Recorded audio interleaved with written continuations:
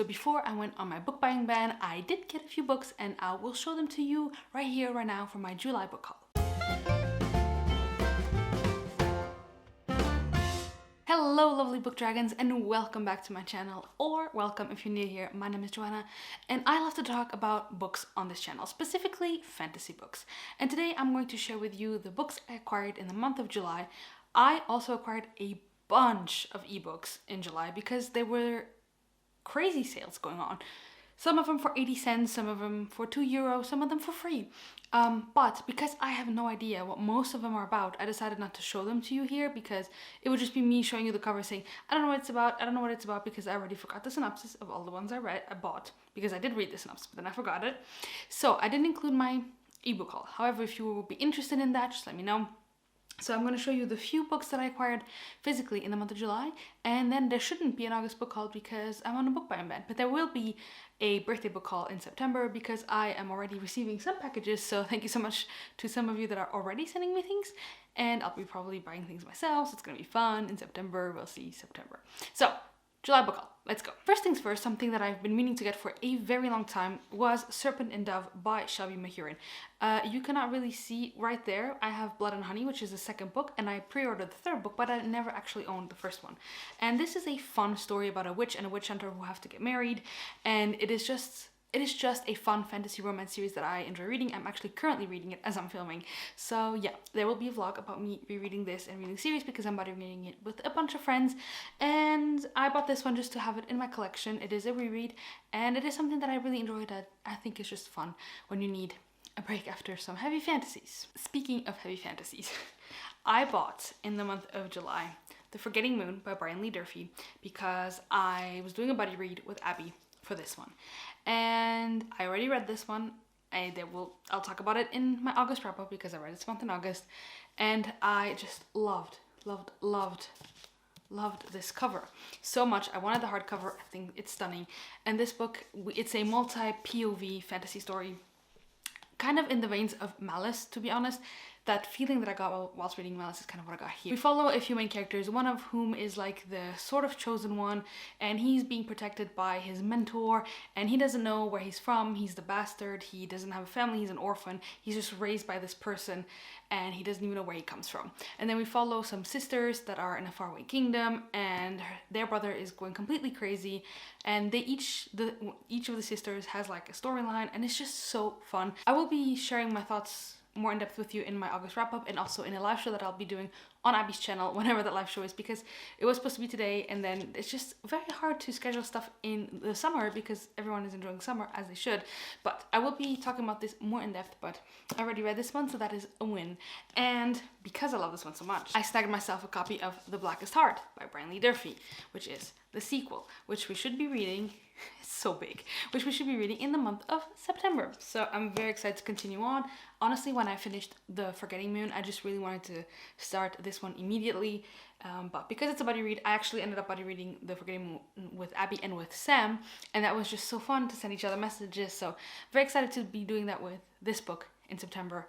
And so these two will be knocked out, and the first one was also already knocked out, so I'm not accumulating too many books that I am not reading. So that is a win. In the month of June, if you have seen my June wrap up, which I will leave linked up here, I read Monsters Volume 1, or rather I reread it, and I really enjoyed it. And therefore I bought Monsters Volume 2 and Volume 3 just to continue on, which I have not done yet, of course, but I do have them. I bought them immediately when I finished Volume 1 because I knew I wanted to continue on with the story. This is a story about this girl who kind of is on a quest to find out what happened to her mother, and there's like war, there's a lot of politics, and it's just a very, very great series, and the art in this is just stunning.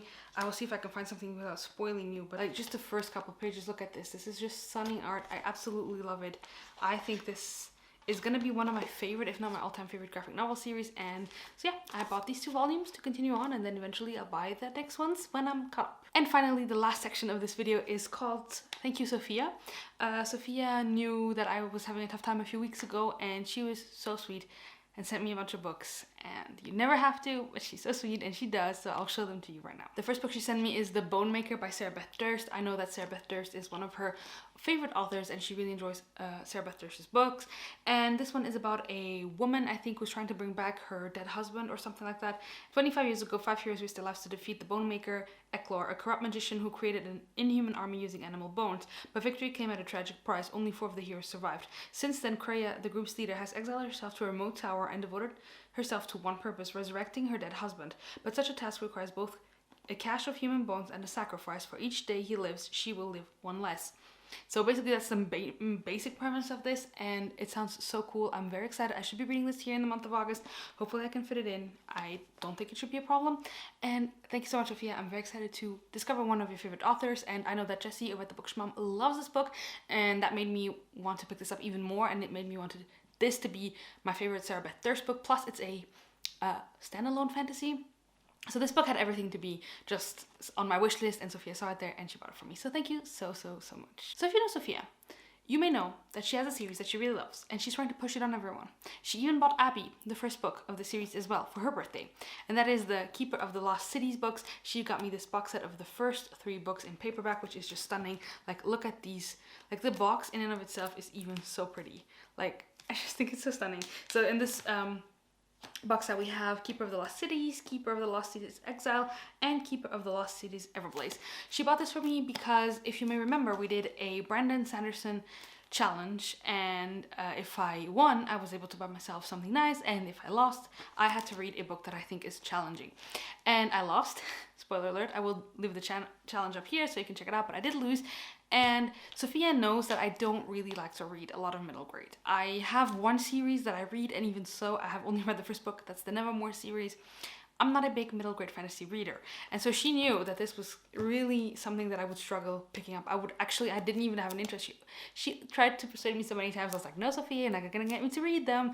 And so she sent me the box set. So now I'm gonna read them, and I will be reading them to fulfill my promise from that video that I will be reading a book that is challenging to me. This is not challenging in the intellectual sense, but more like this is really not a genre that I typically, or an age demographic that I typically reach for. So I'm gonna be reading these, and thank you so much, Sophia, for sending these to me. That's it. Those are the books I acquired physically in the month of July. I have a few pre-orders that I made, but those are gonna come in when they come in. And so yeah, that is really it. And I'm really happy because I'm already reading some of them already read, and the other ones shouldn't take me too long to get to. So all in all, it is a good book haul. I am okay with my goals. I'm also, at the moment, as you can tell, making space on my shelves. There will be a huge unhaul, guys, a huge unhaul. And I am trying to get through my TBR, tackling it, getting rid of stuff that I won't read, and I'm not adding too many with this onto my TBR, so that's a good thing. Let me know in the comments down below if you read any of these and what you thought of them, or leave the bookstack emoji if you just want to let me know that you were here. That is going to be it from me today. Thank you guys so much for watching, and until next time, happy reading. Bye guys.